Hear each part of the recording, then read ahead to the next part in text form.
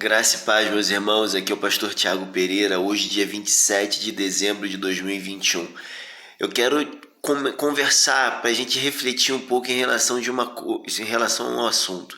Entenda quem é você dentro do reino, que você vai conseguir viver os propósitos que Deus tem na sua vida. Isso é fato, meus irmãos. E um grande exemplo disso a gente encontra em João 1,29, que diz assim: no dia seguinte, João viu a Jesus, que vinha para ele, e disse: Eis o Cordeiro de Deus, que tira o pecado do mundo.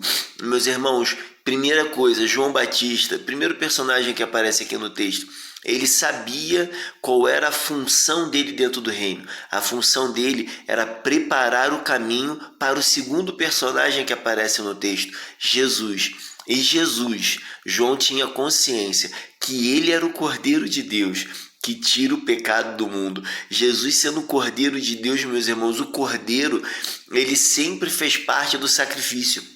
E quando João diz que ele é o Cordeiro de Deus, que tira o pecado do mundo, porque Jesus é o Cordeiro perfeito, ou seja, Jesus é o sacrifício perfeito, sem mácula, sem mancha, sem dores, sem defeito, que tira o pecado do mundo, porque somente um sacrifício perfeito seria capaz e suficiente para nos livrar da condenação do pecado. E Cristo Jesus é esse sacrifício perfeito. Cristo Jesus é o meu Cordeiro, é o seu Cordeiro perfeito. Ele é o Cordeiro de Deus que veio ao mundo para morrer no nosso lugar, para que a gente não fosse condenado à morte. Isso é maravilhoso, meus irmãos.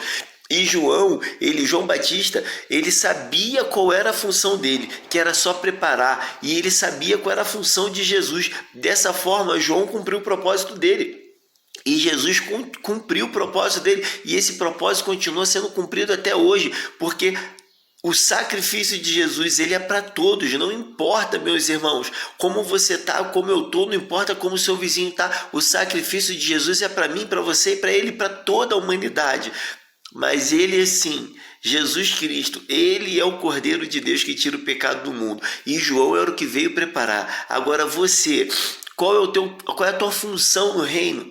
Peça ao Senhor, peça a esse Cordeiro que morreu no teu lugar, que ele vai te mostrar qual é a sua função para que você venha desempenhar. Da mesma forma que João desempenhou, da mesma forma que Cristo desempenhou, da mesma forma, eu e você, nós iremos desempenhar para a glória do reino dele. Deus te abençoe.